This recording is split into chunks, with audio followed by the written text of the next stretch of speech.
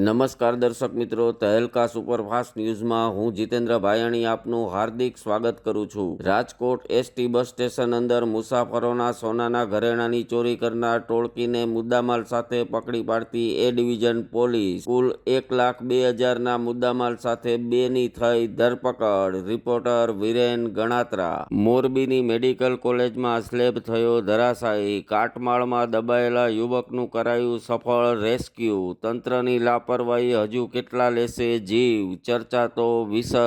Reporter ઉમંગ કોટક। રાજકોટના બેડી marketing yard બહાર લાગી વાહનોની લાઈનો, ગામોગામથી ઉપજ ભરીને આવતા ખેડૂતો થયા હેરાન। આટલી વ્યવસ્થા છતાં પણ કેમ લાગે છે લાઈનો, ચર્ચાતો વિષય। રિપોર્ટર ઉમંગ કોટક। આવાસના મોટા કૌભાંડ મામલે કોંગ્રેસ નેતા મહેશ રાજપૂતે આપ્યું નિવેદન, ભાજપના કોર્પોરેટરો પર સાધ્યું નિશાન, સરકારને ઢંઢોળવાના પ્રયત્નો કરતા કોંગ્રેસી નેતા। રિપોર્ટર ઉમંગ કોટક। અમદાવાદમાં ફરી નબીરાએ મચાવ્યો આતંક, બેફામ નબીરાની કારે લીધો નિર્દોષનો જીવ। સિંધુ ભવન રોડ પર નબીરાએ સર્જ્યો અકસ્માત, કાર ચાલક ફરાર, પોલીસે જપ્ત કરી થાર। તંત્ર લાચાર, પ્રજા પરેશાન। રિપોર્ટર ઉમંગ કોટક। ડ્રગ્સનું દૂષણ ડામવામાં પોલીસ જ કેમ નિષ્ફળ? વિદ્યાર્થીનો આ સવાલ તમને પણ વિચારતો કરી દેશે। યુનિવર્સિટીને નશાનું એપી કેન્દ્ર કહેતો વિદ્યાર્થી, જો વિદ્યાર્થીઓ આસાનીથી ગોતી શકે કે ડ્રગ્સ ગાંજો ક્યાં મળે છે, તો પોલીસ કેમ ન ગોતી શકે? ઘૂંટાતું રહસ્ય। રિપોર્ટર ઉમંગ કોટક। સચિન તેંડુલકરે શ્રીનગરના શંકરાચાર્ય મંદિરમાં પરિવાર સાથે કર્યા દર્શનનો લાભ એ